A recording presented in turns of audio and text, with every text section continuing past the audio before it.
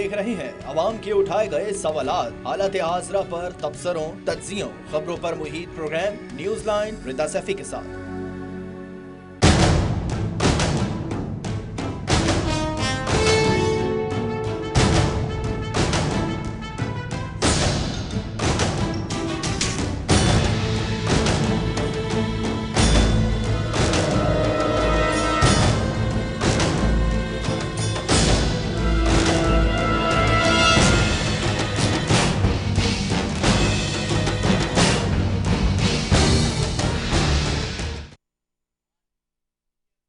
अस्सलाम वालेकुम, मैं हूं रिदा सैफी। नाजरीन, आज 8 मई की निस्फ शब 9 मई 2023 को एक बरस बीत जाएगा। 365 दिन, 365 रातें हमारी सियासत रंगारंग एहतजाजों और तहरीकों से भरी पड़ी है। सियासतदानों के हवाले से फांसी घाटों, कत्ल गाहों, बंदी खानों और जिला वतनियों तक जुल्म सितम की दर्जनों दास्तानें बिखरी पड़ी हैं।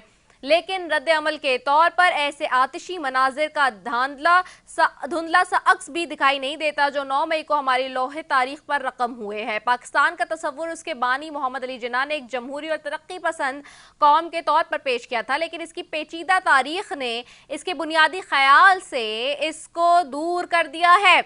आलमी जोग्राफियाई सियासी फैसलों और इंडिया के साथ ताल्लुकात से कतई नज़र इसका अंदरूनी तनाज़ा यहाँ की सियासी जिंदगी का अहम उन्सर रहा है। आज ये तनाज़े इस कौम को पारा पारा कर रहा है। मुल्क में जारी मुसलसल माशी बहरान के फैलाव के बावजूद सियासी तकसीम की सतह के बारे में जानकर खास तौर पर मायूसी हो रही है। कल DGIS प्यार का लहजा और बॉडी लैंग्वेज बहुत कुछ बता रही थी। मुल्क में जहां बर्फ पिघलने की उम्मीद लगाई जा रही थी, वहां बर्फ इस कदर मजबूत हो गई है कि हथौड़ों से भी नहीं टूट पाएगी। तहरीक इंसाफ जो पहले ढके छुपे अल्फाजों में मुज़ाकरात के नाम पर शर्मा कर मुंह फेर लिया करती थी, लेकिन कल के बाद वो मुज़ाकरात के नाम पर मुंह को आती हुई नजर आती है। तहरीक इंसाफ के सीनियर रहनुमा और साबिक स्पीकर कौमी असेंबली असद कैसर ने कहा है कि बात अब किसी से नहीं होगी, अब मज़ाहमत होगी। क्या कहा उन्होंने, आइए आपको सुनवाते हैं। हमने किसी से नहीं करनी है, ना हम बात करेंगे, ना किसी से बात करनी है। करनी नहीं है बात, तो 3 रुकनी कमेटी क्यों बनाई है इमरान खान साहब? वो कमेटी जो है ना, बेसिकली उसके अंदर कंफ्यूजन है। मैं उसके बारे में ज्यादा डिटेल में बात नहीं करूंगा। मैं इतना कहता हूं कि इस वक्त टाइम है हमारी तहरीक की। सवाल यह है कि मज़ाहमत की शिद्दत क्या होगी। इस्टेब्लिशमेंट हमेशा मुखालिफ बयानी की मुखालफत में फजलुर रहमान को खड़ा कर देती थी, लेकिन अब वो ऑप्शन भी नहीं रहा। मौलाना इलेक्शन नताइज को लेकर सख्त नाराज चल रहे हैं, बल्कि ये नाराजी इस कदर तशवीशनाक है कि उन्होंने ISPR की प्रेस कॉन्फ्रेंस पर भी सख्त सवालात खड़े कर दिए हैं। क्या कहा उन्होंने कल, आइए आपको वो भी सुनवाते हैं। लेकिन अगर हम उसको तस्लीम करते हैं और सही बात है उनकी, तो फिर ये बताया जाए कि इलेक्शन में धांधली की है या नहीं। या तो वो तस्लीम करे कि हमने इलेक्शन में धांधली की है, मान ले, वो कहते हमने नहीं की, और अगर नहीं की है तो फिर अवाम ने उसके 9 मई के बयानी को मुस्तरद कर दिया है। ये वही मौलाना फजलुर रहमान है जो 2019 से लेकर 2022 तक साबिक आर्मी चीफ जनरल बाजवा से मुलाकातें करते थे। आज उनको जमहूरी कुव्वतों की अहमियत का अंदाजा हो रहा है। सियासी जमातें जो भी फैसले करें, लेकिन मुल्क इस वक्त नाजुक मोड़ पर नहीं बल्कि खतरनाक मोड़ पर पहुंच गया है। ज़रात से इस वक्त जरखेज मुल्क में गंदम का बहरान खत्म नहीं हो रहा। वुकला सड़कों पर लाठियां खा रहे हैं। हुकूमत है, नहीं है, कहाँ है, कौन है। पोलराइजेशन इस कदर बढ़ चुकी है कि आम इंसान को कुछ समझ नहीं आ रहा। सवाल यह है कि एस्टेब्लिशमेंट सियासी जमातों के दरमियान दरारें कब खत्म होंगी। ये बात आज की नहीं है। MRD तहरीक मुल्क के सबसे बड़े शहर कराची में एक जमात का इदारों के खिलाफ अलम बुलंद करना, मंजूर पश्तीन जैसे अनासिर का मुल्क मुखारिफ नारे लगाना, बलूचिस्तान के पहाड़ों पर बैठे आप के मुल्क के लोग, वहां तक सब ठीक था, अब कराची के डिफेंस, लाहौर के मॉडल टाउन और इस्लामाबाद के F9 जैसे एरियाज तक बात आ चुकी है, जो कि बहुत खतरनाक लगती है। मुल्क जिस जगह पर चल पड़ा है, इससे बचना कैसे होगा। 5th जनरेशन वॉर किस हद तक नुकसान देगी उस मुल्क को, इसी हवाले से बात करेंगे। और आखिरकार ये सारा जो एक बर्फ का टीला हमें नजर आ रहा है मामला, ये कैसे पिघलेगा और कौन पिघलाएगा, और सजाएं होंगी तो कैसे होंगी, और क्या उनके नताइज पुरानी जैसे माजी के ही जो औराक हैं उन्हीं के जैसे होंगे, या फिर हम कुछ नई और बातें भी सीखेंगे। इसी सब पर बात करेंगे। मेरे साथ सबसे पहले पैनल में मौजूद हैं शाहिदा रहमानी साहब हैं पाकिस्तान पीपल्स पार्टी से, मेरे साथ सेंटर नुज़रत सादिक साहिबा हैं मुस्लिम लीग नून से, मेरे साथ सेंटर गुरदीप सिंह हैं तहरीक इंसाफ से। आप तीनों मौजूद मेहमानों का बेहद शुक्रिया। सबसे पहले मैं सेंटर नुज़रत सादिक साहिबा आपकी तरफ आऊंगी। सेंटर साहिबा, इस वक्त जो हालात बने हुए हैं, हुकूमत इसको कैसे देखती है? एक तरफ चैलेंजेस हैं, माशी चैलेंजेस हैं, अभी हम अनाज के गंदम के मामले से बाहर नहीं आए कि आज लाहौर में बुकला बा मुकाबला पुलिस जो हुआ है वो भी आपके सामने है। फिर कल की DGI की प्रेशर एक अलग मामला खड़ा कर देती है। ये जो मामलात हैं इनको कैसे सॉर्ट आउट किया जाएगा? जो इस वक्त एडमिनिस्ट्रेटिव पॉइंट ऑफ व्यू से जो मामलात हैं, इंतज़ामी मामलात हैं, उनको हल करने में ही बड़ी डिफ़िकल्टीज़ और चैलेंजेस हैं। तो फिर इस तरह की जो हमारे हम देख रहे हैं कि मामलात हैं जो कि कल DGI ने पेश किए हैं, सियासी जमातों ब मुकाबला हम देख रहे हैं इस्टेब्लिशमेंट, ये उसी तरह से चलते रहे तो फिर कहाँ हम इसको लेके जाएंगे, कहाँ लीड कर रहे हैं हम? पहले मैं जस्ट एक clarification, I am not a member of the senate, मैं अब कौमी असेंबली की मेंबर हूँ। मैंने आपके सवालात हैं। आवाज आ रही है आपको? जी, मुझे बिल्कुल आपकी आवाज आ रही है। आपको आ रही है? जी जी नुज़रत सादिक साहिबा, आवाज आ रही है। जी जी जी, आपने बिल्कुल सही कहा है। आपने कहा कि कल जो DGI साहब ने बात की है और ये सारे आपने चैलेंजेस का भी बात कर ली है। ये देखें, पहले तो 9 मई का जो वाक़या है उसको सारी हम सब कंडेम करते हैं, ये काबिल मजम्मत है और this should never never ever happen again. ठीक है जी, ऐसे वाक़यात जो होते हैं ना, इस पर 0 टॉलरेंस होनी चाहिए। बिल्कुल ठीक है, ये ऐसा दिलखराश वाक़या है कि जिसके ऊपर मैं कहती हूँ पूरी कौम रंजीदा है और अफसरदा है। ये हमने फुटेजेस देखे 9 मई के हवाले से, हमने देखा किस तरह हमारे शोहदा की तस्वीरों को तबाह किया गया, तनसीबात के ऊपर अटैक किया गया। ये देखिए, ये कौन अनासर थे ये? अगर इसमें तो खुदा ना करे कि मुस्तकिल अनासर जो हों वो भी इस सिचुएशन में आके उसको फायदा उठा सकते हैं, तो ये तो ऐसी चीज होनी नहीं चाहिए। इसकी रोक बिल्कुल पकड़ होनी चाहिए। जो फुटेजेस मौजूद हैं, जो वीडियोस मौजूद हैं, उसको क्लियरली उनको उसको करना चाहिए, सजा मिलनी चाहिए। मगर मैं उस तरफ ये भी कहूंगी कि जो लोग बेगुनाह हैं उनको फ्री एंड फेयर ट्रायल देना होगा, वो भी जरूरी है। मगर सबूत के ऊपर देखिए, वीडियोज वैसे इनके पास मौजूद है। ये तो आपको याद होगा सबको कि कैपिटल हिल में भी ये वाकया हुआ था। क्या उन्होंने बर्दाश्त किया? उन्होंने स्टेट के खिलाफ था ना, उन्होंने 24-25 साल की कैद दी है उनको। तो ये कोई भी, it's not just about Pakistan, ये कोई भी मुल्क जामिन जो उनके दायरे होते हैं ना सलामती के, वो कोई भी स्टेट गवारा नहीं कर सकता, बर्दाश्त नहीं कर सकता कि ऐसा कोई उनके खिलाफ ही एक्शन ले और ये इस तरह की हरकत करे। ठीक है, पहले तो उसको कंडेम करती है सारे। दूसरी बात, आपने कहा चैलेंजेस मौजूद है, बिल्कुल चैलेंजेस मौजूद है। हमारे सामने इकोनॉमी, मईशत का चैलेंज है। आपने वीज क्राइसिस की बात की है। इंशाल्लाह ताला CM साहब, शहबाज साहब, मरियम साहिबा इन प्रोविंस पंजाब में, आप देखें दिन रात एक किया हुआ। हमने, हमारा मकसद यहाँ आने का, और जब हुकूमत में आते हैं तो, और ना भी हो हुकूमत में, मैं कहती हूँ अपोजिशन वालों का भी फर्ज बनता है to make lives of people better, उनको इन परेशानियों से निकाला जाए। हमारा ये मिशन है, हमारा मकसद है। और अगर हम ये, आप देखें फिर इन्वेस्टमेंट भी आ रही है अल्हम्दुलिल्लाह, बाहर के जरीदे भी लिख रहे हैं कि इकोनॉमी कुछ बेहतरी की तरफ जा रही है। इन्वेस्टमेंट सऊदी अरेबिया से वक्त आ रहे हैं, वफूद आ रहे हैं, वो भी आके मिल रहे हैं। They are looking for opportunity, we need to look at opportunity. आज उन्होंने एजुकेशन की, तालीम कितनी ज़रूरी है, आज उन्होंने एजुकेशन की, शहबाज साहब ने, प्राइम मिनिस्टर साहब ने इमरजेंसी डिक्लेयर की है, एंड राइटली सो। ये देखिए, तालीम, सेहत, ये सारी चीज़ें हैं जो हमने उसके ऊपर फोकस करा हुआ। मगर ये चीज़ें जो वाक़यात इस तरह की, और ये क्या बाप की हैसियत 9 मई का जो वाक़या है, मैं इसको बिल्कुल कंडेम करती हूँ। मैं समझती हूँ इस तरह के वाक़यात को बिल्कुल 0 टॉलरेंस इस पर होनी चाहिए। कोई भी मुल्क हो वो इजाज़त नहीं दे सकता इस तरह करने की। तो ये मेरा मौक़िफ़ है इसके ऊपर। एंड ये जो चैलेंजेस आपने किए, आप नेक्स्ट कोई क्वेश्चन करेंगी तो मैं उसका जवाब दूँगी। बहुत शुक्रिया जी, जी बिल्कुल। सेंटर गुरदीप सिंह साहब, आपकी तरफ आऊंगी। 9 मई का वाकया नहीं धुल रहा, गलती जो हुई है उसकी माफ़ी की बात हो रही है। आज बानी PTI ने भी कह दिया है सहाफ़ियों से मुलाकात में कि वो क्यों माफ़ी मांगेंगे, वो कहते हैं कि मुझे तो पता ही नहीं था जब ये सब कुछ पीछे हुआ है। तो अगर यही बात रहती है कि मज़ाहमत होती है, माफ़ी नहीं होती, उस तरफ से माफ़ी का मुतालबा आया है सामने और बड़ा क्लियर कट मुतालबा है। सो फिर आप लोग अब कैसे आगे चलेंगे?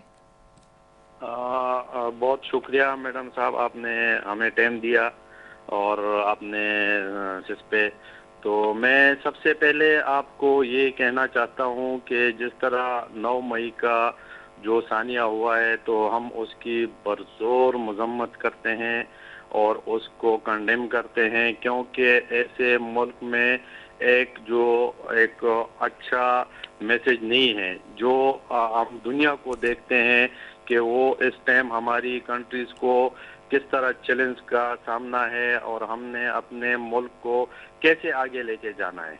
तो हमने उस चीज़ को फोकस करना है। और जिस तरह हमारे लीडर इमरान खान साहब पे जो अटैक हुआ, जो कोर्ट में उसको उठाया गया, जिस तरह उसकी जो ये हो गया, तो उस पे जिस तरह फोर्स ने अटैक किया, इस तरह तो सबसे पहले इश्तियाल अंगेजी किसने करवाई और किसके कहने पे हुई, इस चीज़ की तहकीक होनी चाहिए।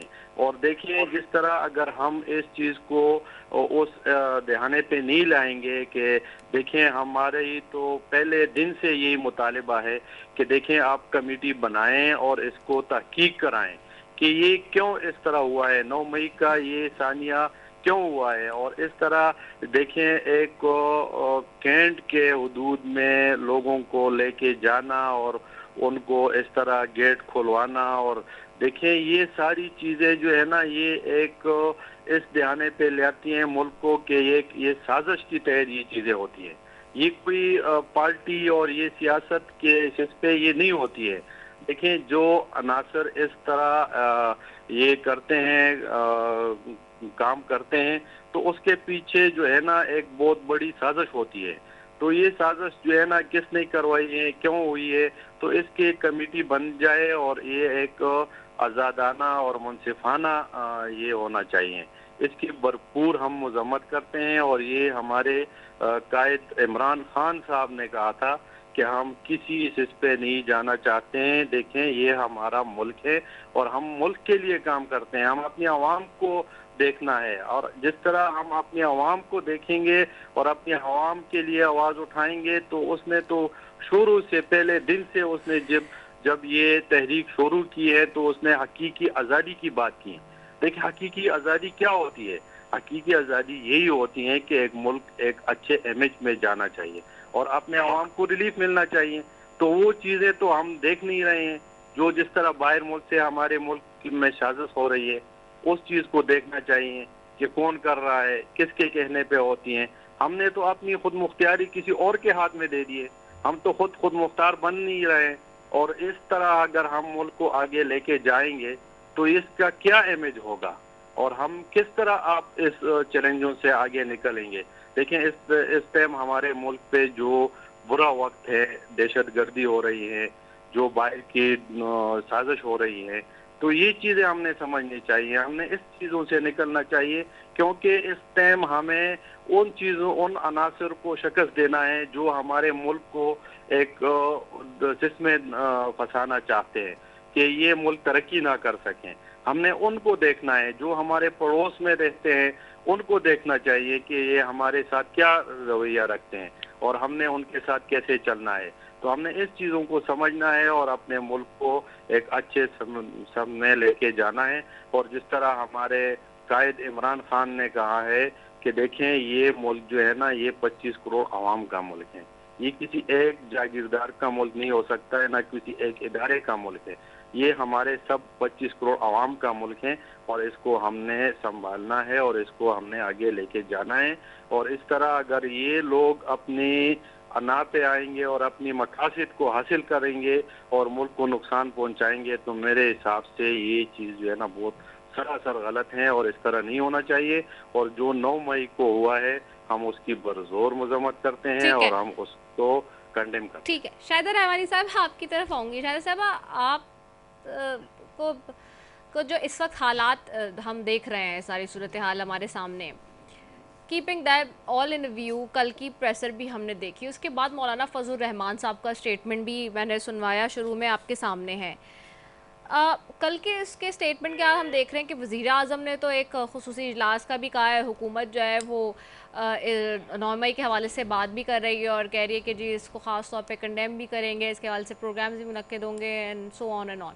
लेकिन जो सारे बड़े हैं ख़ास तौर पे हुकूमत के और ख़ास तौर पे पीपल्स पार्टी की मैं बात करूँ, उनकी तरफ से इसके ऊपर अब तक कोई ऐसे स्टेटमेंट या कोई बात हम देख नहीं रहे हैं।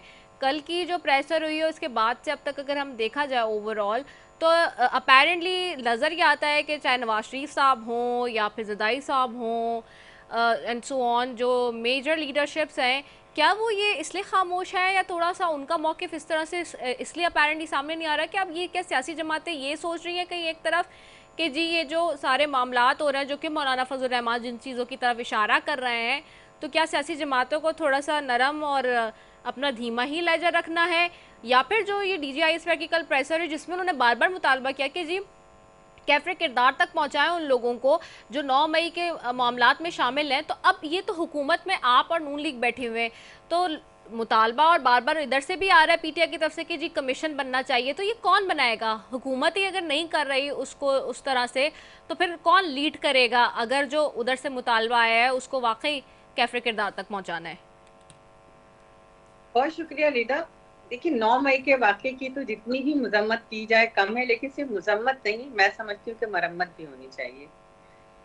9 मई के जो किरदार थे वो सबके सामने हैं। पूरी कौम ने देखा कि KPK से लेके कराची तक उस दिन जो तूफान बदतमीजी हुआ, ना सिर्फ ये बल्कि हमारे शहदाओं की यादगारों पे हमले हुए, कोर कमांडर और हमारे आर्म फोर्सेस के घरों पे हमले हुए, किस तरह हमारी यादगारों को जलाया गया। आप सोचे कि MM आलम का वो जहाज जो कि यादगार था, कौम का साथा था, उसको किस तरह तोड़ा गया, किसने किया, किसकी ईमा पर हुआ, ये सब कुछ पूरी कौम के सामने है। कौम भी आज ये सवाल पूछ रही है, क्या कोई आम पाकिस्तानी अगर ये काम करता तो क्या वो काबिले माफी होता?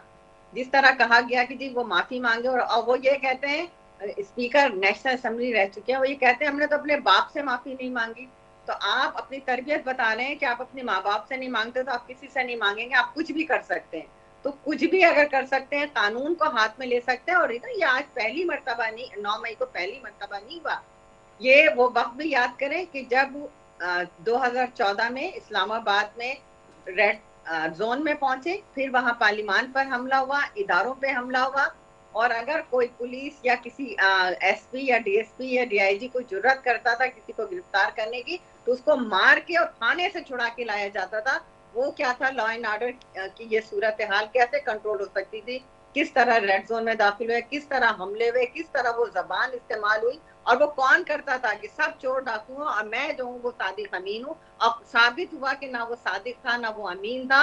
और उसको ये जो आजादी की बात करें तो 14 अगस्त 1947 को क्या आजाद नहीं हुआ था ये मुल्क, और क्या उसके बाद पॉलिटिकल जमातों से, सियासी लोगों से डायलॉग होते हैं, दहशतगर्दों से और मुजरिमों के साथ कभी डायलॉग नहीं होते। जो इस वाक़े का मुजरिम है, जो इस वाक़े के अंदर इन्वॉल्व है, उनके साथ वही सलूक होना चाहिए जो एक आम पाकिस्तानी के साथ होता है। ये नहीं कि हम किसी पार्टी का लिबादा ओढ़ के और उसकी आड़ में छुपना चाहें। तमाम आपको याद होगा कि शहीद अब ये इसका जवाब दे कि हुकूमत में तो आप लोग हैं ना, इससे पहले भी 16 माह की PDM की आप ही की हुकूमत थी, अभी भी फरवरी से आपकी हुकूमत है, अब ये मार्च से, तो अब ये फिर हुकूमत क्यों नहीं इसके ऊपर इनिशिएट करती? देखिए हुकूमत का काम होता है प्रोसिक्यूशन के अंदर हिस्सा बनना। दूसरी बात ये कि ये काम है अदलिया का। जिस मुल्क में अदलिया इंसाफ नहीं करती वहाँ इस तरह अफरा तफरी इंसर्जेंसी होती है, जो कि आज बेचैनी पूरी कौम में पाई जा रही है। यही अदलिया थी जिसके ऊपर एक दाग था शहीद जुल्फ़िकार अली भुट्टो का, कि जिनको एक आपने याद होगा कि 1977 5 जुलाई को एक मुंतखब हुकूमत का दफ्तर उलट के उन्हें नाकर्ता गुनाह में फांसी दी गई। आज 44 साल के बाद उस अदलिया से ये दाग धोने को मिला कि वो शहीद जुल्फ़िकार अली भुट्टो बेगुनाह थे, बेकसूर थे। तो अगर अदलिया अपने फैसलों में इतनी देर करेगी और 1 साल गुजरने के बाद भी मुजरिमों को नहीं पकड़ा जाएगा, हुकूमत का क्या काम होता है कि गिरफ्तार करके हवाले कर जाए। फिर अदालतों का काम होता है कि वो जल्द अज जल्द इंसाफ करें। वो ये ना कहें कि गुड टू सी यू, या आप उनको सिर्फ पैसे दे के जो है आप आराम से उनको VIP प्रोटोकॉल दें, जिस तरह आज भी हो रहा है। कि आपको याद है माजी में बड़े वजीर आजम पार्टी के लीडरान को किस तरह जेल कैदोबंद की सौतें बर्दाश्त करनी पड़ी थी। आज तो बहुत कुछ अच्छा हो रहा है, लेकिन उसके बावजूद ये कहा जाए कि जी हम माफी भी नहीं मांगेंगे और हमने जो किया वो सही था, तो ये काबिल मुसम्मत। ठीक है, सेंटर वो सॉरी नुज़रत सादिक साहिबा, सॉरी आपकी तरफ मैं आऊँगी। नुज़रत सादिक साहिबा, मुझे ये बताइएगा कि राना सनाउल्लाह साहब तो ये कल की प्रेसर से पहले हर प्रोग्राम में, टॉक शो में बैठ के, सारे हम सबके चैनलों पे बैठ के वो तो ये बात कर रहे थे कि जी मुज़ाकरात की दावत दे रहे थे और बार बार मुज़ाकरात का मामला चल रहा था। इसी तरह से फिर इलेक्शंस के प्रोसेस पे मियां जावेद लतीफ़ साहब का जो स्टेटमेंट है वो, फिर बाकी सारे आपकी जो वो ख़ास तौर पे वो खासा ग्रुप जो कि नवाज शरीफ साहब का कहलाया जाता है, जो उनके क्लोज लोग कहलाए जाते हैं, उनके तो इशारे और बातें कुछ और ही चल रही थी। तो ऐसी सूरत हाल में अब की कल की प्रेसर के बाद जो एक तासुर जा रहा है उसमें तो वही वाली बात है ना कि हुकूमत में आप लोग बैठे हैं, फैसले आप लोगों ने करने हैं, तो फिर क्या होगा? अब अगर एक तरफ ये बात आ रही है कि नहीं जी हो ही नहीं सकते मुज़ाकरात, अब आप लोग स्क्रीन पे कह रहे हैं, ख्वाजा आसिफ साहब का कल का जो है स्टेटमेंट सामने है, फिर वज़ीर आज़म जिस तरह से चीज़ें कर रहे हैं, तो एक तरफ ये चीज़ें, दूसरी तरफ राना सनाउल्लाह साहब, जावेद लतीफ़ साहब, आसिफ किरमानी साहब जैसे लोग जो हैं, ज़ुबैर साहब जैसे लोग हैं, उनके स्टेटमेंट भी हमारे सामने, तो किसकी बात को मानेंगे फिर? देखिए, राना साहब ने जो बात की था वो ये कहा उन्होंने कि हम इसको देख रहे हैं मामले को और हमें बैठना चाहिए। गुरजीत साहब की भी यहाँ बात अप्रिशिएट करूंगी, उन्होंने कंडेम भी किया है और उन्होंने ये भी कहा है कि हमें जो है ना ऐसे अनासर को मौका नहीं देना चाहिए और जो हालात को खराब करें। और मैं ये समझती हूँ अब ये भी बता दें वो और ये कह दें तो बहुत अच्छी बात होगी कि अब इंतशार की सियासत जो है ना, टकराव की सियासत और इस तरह की सियासत नहीं चलेगी। अब रवैयों में हमें नरमी लानी होगी। हमें अगर बैठना है मिलके, पाकिस्तान के लिए सोचना है, आगे लेके चलना है, हम सब ये बात कर रहे हैं, तो उसमें फिर रवैयों में बहुत तब्दीली लानी होगी। सियासत वो नहीं रही है जो पहले थी, वो बर्दाश्त की सियासत, वो इक़दारों की सियासत, इस तरह की जो सियासत थी जिसमें रिस्पेक्ट थी, जिसमें लोगों के साथ डिग्निटी में बात करते थे, तमीज से बात करते थे, ये सब चेंज होना पड़ेगा और हम चेंज होंगे तो तभी ये सारा कुछ बेहतर होगा। तो अगर ये कहते हैं तो बड़ी खुशाइन बात है, मिल के बैठें, जरूर बैठें और इस चीज का भी इरादा करें और कहें कि जो हमने कंडीसिव एनवायरनमेंट देना है जहाँ पे इन्वेस्टमेंट आए, उसमें हम मदद करेंगे एक दूसरे की। ये पाकिस्तान के लिए कर रहे हैं ना, ये कोई एक पार्टी अपने लिए तो नहीं करती है, पाकिस्तान की सोच होती है ना कि पहले हम उसका सोचेंगे। तो I think everybody all thinks this is wrong, इसको तोड़ तक पहुंचाना चाहिए। ऐसे अनासर जो सियासत करते हैं इस तरह की, उनकी निशानदेही होनी चाहिए, उनको रोकना पड़ेगा ताकि ये आइंदा कोई जरूरत ना करे ऐसा काम करने की। और फिर पाकिस्तान अपने डेवलप नेशन की सफ में खड़े होने का जो ख्वाब है वो जरूर पूरा करेगा इंशाल्लाह। But we all have to be together. Gurjeet साहब ने बात की है, आई होप उनके बाकी लीडर्स भी जो है वो ऐसा ही सोचें और ऐसा ही बात करें। अच्छा, इसमें एक और भी बताइएगा नुज़रत सादिक साहिबा क्विकली मुझे कि एक तो सुप्रीम कोर्ट ने वो रिजर्व सीट्स का मामला भी वो कर दिया है, अब इसके बाद 2/3 मेजॉरिटी नहीं है हुकूमत के पास, तो आगे चीज़ें कैसे चलाई जाएंगी? क्योंकि जो सीटें चली गई अब आप लोगों के पास से, तो ऐसी सूरत हाल में आईनी और जो पार्लिमानी बहरान है वो नहीं पैदा होगा। जी देखिए, अभी तो उन्होंने एडमिसिबिलिटी के ऊपर बात की थी ना, तो एडमिसिबल है कि नहीं है उन्होंने लिया उसको। अब आगे फोरम्स मौजूद हैं, आगे क्या डिसीजन आता है ये सुप्रीम कोर्ट में बात चल रही है, सब जुडिस हो जाएगा ये बात करना इसके ऊपर। बट आई फील कि जो भी डिसीजन आएगा वो बेहतरी का होगा इंशाल्लाह।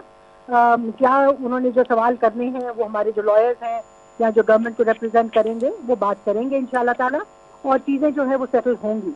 हमें पहले से हम प्रीएम्प्ट करके ऐसे सोच नहीं सकते और कहना भी नहीं चाहिए कि ये होने जा रहा है या वो। Let it be, let the time come and वो देखा जाएगा कि किस तरह होता है। ठीक है सेंटर गुरदीप साहब, सेम क्वेश्चन आपसे भी है। सुप्रीम कोर्ट ने ये जो मखसूस नशिस्तों का मामला किया है, इसके ऊपर आप कैसे देख रहे हैं आगे सूरत हाल? देखिए मैडम, जिस तरह मखसूस नशिस्तों की बात हो रही है, अच्छा, तो देखिए गुरदीप साहब की आवाज क्लियर नहीं है, उसमें डिस्टॉर्शन है, दोबारा मिला लेंगे। मैं शाहिदा रहमानी साहबा से सेफ सवाल करूंगी। जी शाहिदा साहबा। जी शाहिदा साहबा। सुप्रीम कोर्ट ने अपनी जो थी रिजर्वेशन, अभी उसको मुकम्मल तौर पे जब केस चलेगा उसके बाद पता चलेगा, और आगे भी फॉरम है जिस तरह अभी नुज़रत सादिक साहिबा ने भी कहा। और मैं नहीं समझती कि आप खुद देखें कि जब कानून में एक चीज मौजूद है कि जो इंडिपेंडेंट है वो इतने दिन में पार्टी ज्वाइन कर लें फिर वो अपनी रिजर्व सीट ले लें, इन्होंने वो टाइम पीरियड पूरा नहीं किया, तो इसका बाकायदा केस चलेगा और जो केस होगा वो फैसला होगा वो सामने आएगा। ठीक हो गया है। बहुत शुक्रिया आप तीनों मौजूद मेहमानों का जी कि हमारे साथ शामिल होने का और इस खास मौजू पर बात करने का। नाज़रीन, दूसरी जानिब लाहौर में जो आज हुआ है वो भी हमारे सामने है, उसके ऊपर भी मैं बात करूंगी, लेकिन एक ब्रेक ले रहे हैं, ब्रेक के बाद वापस आ रहे हैं। Stay tuned.